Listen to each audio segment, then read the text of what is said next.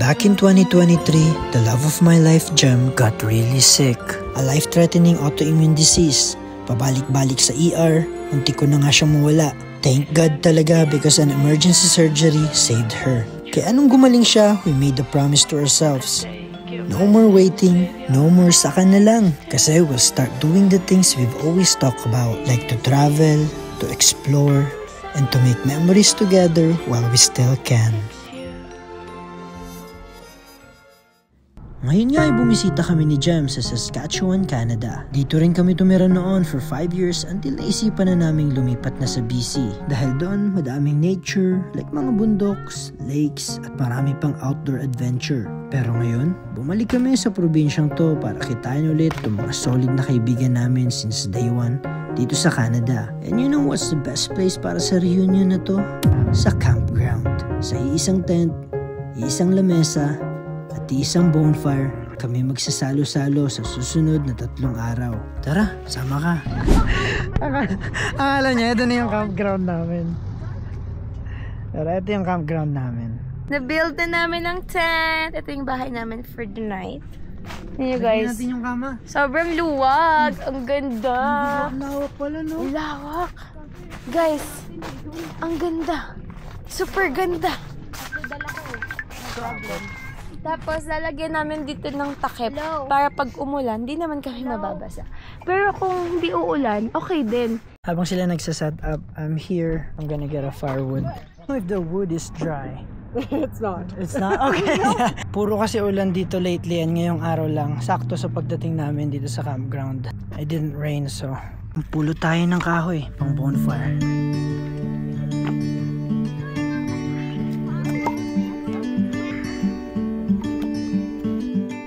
Kulang pa to. This is only good for an hour. Damihan na natin para hindi na kami bumalik bukas.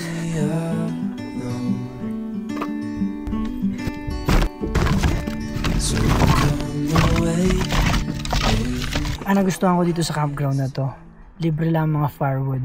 Kasi kami madalas kami mag-camping ni Jem. And halos lahat, actually lahat ng napuntahan namin campground, walang ganito, walang libreng kahoy. Kailangan pa bumili. Siguro isang pack ng woods na good for couple hours will already cost you $12. And dito, libre lang. Isa pa naman ang bonfire sa mga activity na naabang-abangan namin tuwing nagka-camping. This is not sponsored pero alam niyo, natutuwa ako dito sa sapatos ko. It's Bluntstone. And ever since nabili ko siya a year ago, inaraw-araw ko na talaga yung gamit ko neto. Pinangsisimba ko, pinang-hike ko, pang formal, pang habal-habal. Pinang-Pinas ko to, pinang-Europe. Very ano siya, versatile sa lahat ng bagay. Kaya, tingnan naman oh. Kahit sa mga uneven na inaapakan mo, very strong siya. Kailangan pa namin mag-drive para makapunta doon. Short drive lang naman, mga 2 minutes. Te! Ay, OA! Bakit basa? Hindi naman. Sakto lang. Nice! Wow, very good. Kailangan mo ng gloves dyan na rin. Kaya nga eh. Buti nga hindi ako na-splinter. Meron ako ba? Sabi ko sa'yo kanina. Hindi ka nagsabi eh. I just said, ay guy. Parang sinadya mo eh. Parang sinadya mo. For the past few days, it's been raining on and off. Kaya buti, ayan o, tuyo naman siya. So magagamit talaga namin to. Kaya you know what? Next to Golden Ears, my favorite campground. Cypress silang favorite campground. Ako din. Kasi maraming activity eh.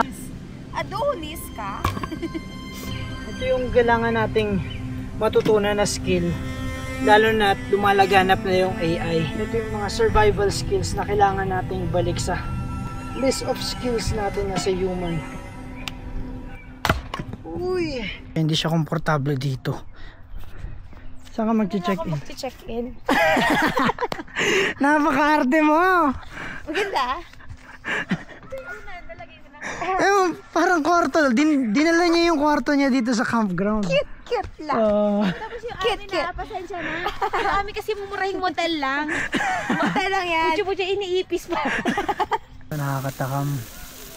Tonight we're gonna have burger and May hinintay pa kaming dalawang kasama namin. Isa lang kasama namin yung third wheel pa. Ayan o. Tagalin ko pa. Kain pa tayo. Kain tayo, burger. Burger. First meal of the day.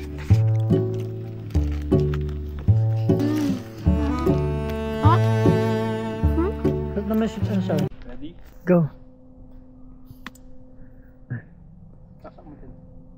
Yun o. Ano yan? Nakikipag-communicate na sila. Nakikipag-communicate na. Ayun. Morse code. Uy! Guys. Uy! Uy! Ilaw na. Uy! May sinasabi. Eh! Guys, ito yung favorite part ko ng camping. Yung ano, chill na, tapos papainit na kayo sa bonfire. Yung bago matulog, nandito kayo sa bonfire. Tapos nag-i-snacks na kayo. Pwede na tayo mag-rally. Uy! Uy, parang kaya ito. Tingnan ko lala. Dali. Ano ba yan? Napakatagal! Ayoko. Lug na ang aming team. Ayun ang aming team. Nilalamig ang aming team. Dahil isang kumot lang ang dala ng aming team. Daw, parang ang lamig. Parang. Malamig. Pag nakakaramdam mo. Malamig Hindi pala parang, malamig pala talaga. Kanina pa tayo nasa labas, ngayon walang nagmedyas. Nasaan si Mochi? Saan? Igilid mo Sa kaya, loob? be. Dito. Ay, nakitulog ka talaga dyan, ha? Yung sa hotel. Walang palit-palit. Anong palit-palit? Kaya nga, ganyan yan. Yung simula pumunta ka dito, ganyan ay suot din. Yung mga babat, pag camping, kailangan nakapadyama pa kayo. Siyempre, ipatulog ka eh. Alam nga naman, nakapandiinan ka. Guys, pag kayo ba nagka-camping, kailangan ba nakapadyama pa, ganon? Gusto na naman niya tanungin yung netizen sa comment. Kaya nga. Hindi, kasi kailangan nagka-camping kasi para bumalik kayo sa nakaraan. Walang hygiene. Anong wala hygiene? Dugyot ka lang. Naka-on talaga tong ilaw. Off natin. Good night, everyone. Okay na nga na, sobrang lamig. 5 AM na ngayon. Usapan namin mag-hike kami ng 6. Sobrang lamig ng kumot. Lalo na yung unan. Motel lang talaga. Kaya kapos si ganda.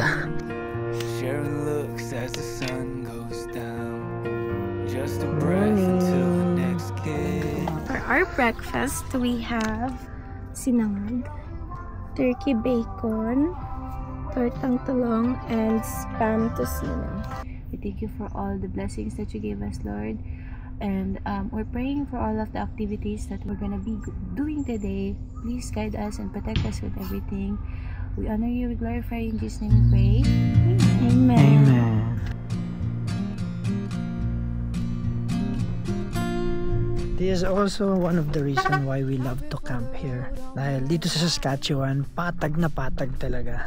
But dito sa ano na to, provincial park na to, napakataas and makikita mo yung buong kapatagan. Ayun ang taas namin.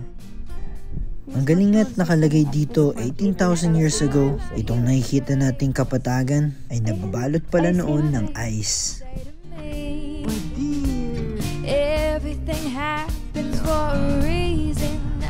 Para malibot nyo tong cypress, kailangan nyo ng either sasakyan or bike dahil sobrang laki.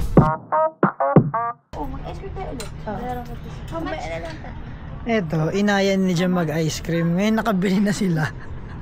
Ayaw niya na daw. Kasi makikagat lang to eh. Makikidila to mamaya. Binudol niya yung mga kasama namin. Love, may red velvet si Ina oh. Sige na. Kap-kap ka oh. Wow. Ice cream ka oh. Ice cream. Ice cream. Pero ice cream yung bigay sa amin. Ice cream na $2 lang siya. May kasama lang treat. Life hack. Sa lagang $2 may ice cream na tayo. May treats pa si Mochi. Di nga. Ice cream na yan, ice cream. Arte.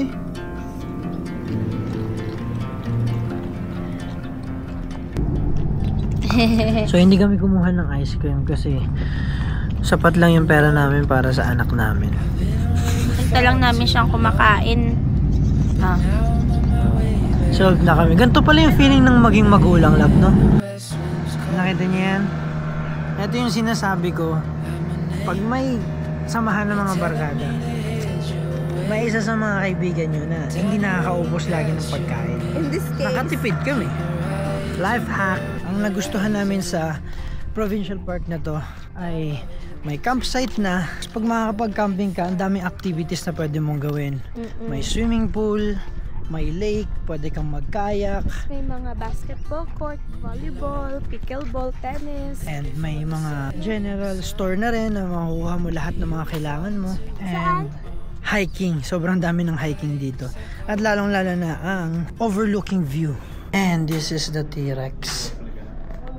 Ito yung replica. So kaya ka pala talagang guys, ganito kalaki ang moose. Actually, it gets like lot bigger than this. Maliit pa to. Ito yung cougar.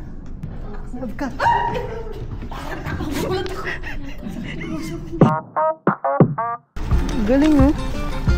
Ang galing kasi libre lang siya. So, narentahan namin siya for free.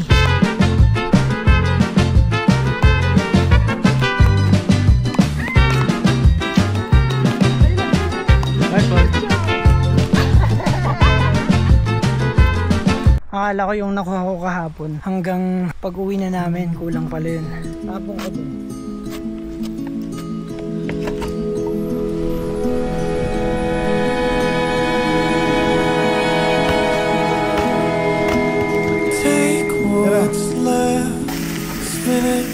What's that? Trumpo. Trumpo.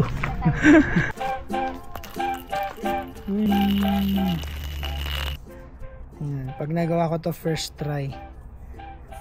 Muscle memory. Dito siya. Yun, nice one. Uy! Marunong pa ako! First try! Na ganyan. Oh!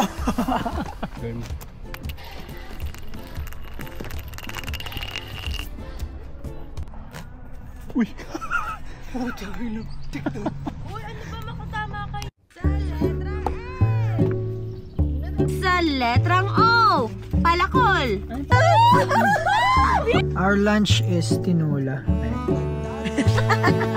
Kakatapos na namin mag-hangout sa may tent and mini golf sana kami. But napakamahal. Kaya imbis na gumasos ng $15 sa mini golf, nag-food trip na lang kami. At nag-basketball. Shoot mo na!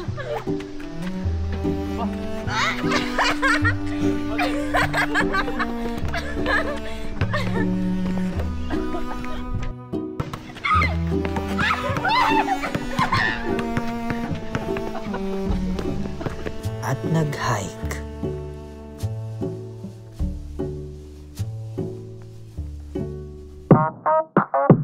Ngayon naman dinner na kami and we're having barbecue.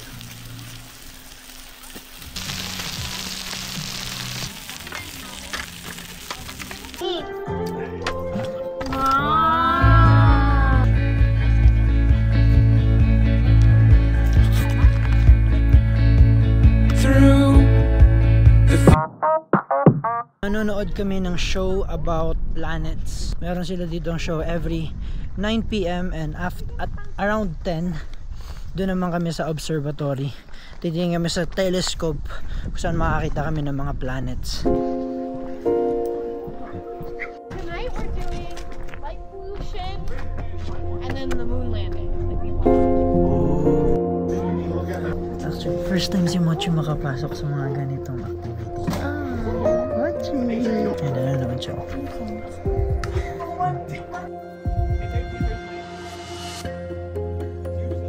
Ano, kamusta? Para lang grain of pepper yung star na nakita namin. Nung nakita namin sa teles, I was expecting na yung parang full HD na, alam mo yung kasing laki ng moon na mga picture. Tuldok lang pala siya na puti. Based sa napanood natin kanina about gaano tayo kaliit sa mundo, ano yung na-realize nyo? Na realization na hindi nga lang tayo yung parang nasa universe. Na hindi lang tayo yung tao kasi pakiramdam ko may ibang mga planets na may mga tao din talaga. Ako, Iba't ibang lugar. tama nga yung sabi niya na wala mang intelligent creature pero merong for sure bacteria or maliit na microorganism na Kasi tayo galing nagtatribe. tayo si bacteria eh. Diba? Talaga? Hindi mo siya dadamdamin yung mga problema. Tsaka yung you only live once. Kasi parang ngayon ka na lang mabubuhay. You know what thing I realized too? Sabi nga doon, di ba? Umiikot yung mundo. Umiikot yung planeta natin. So, hindi laging nasa bottom ka, hindi Oo. laging nasa taas ka. Totoo yan. Mag-subscribe kayo! Please!